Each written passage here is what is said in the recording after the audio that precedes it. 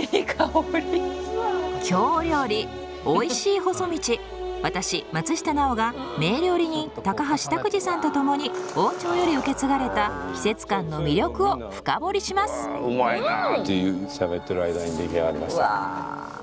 世界の VIP が愛する割烹特別取材。錦の美食の数々を巡り、清水の名店で精進の朝食を。文化を継いでらっしゃいますし、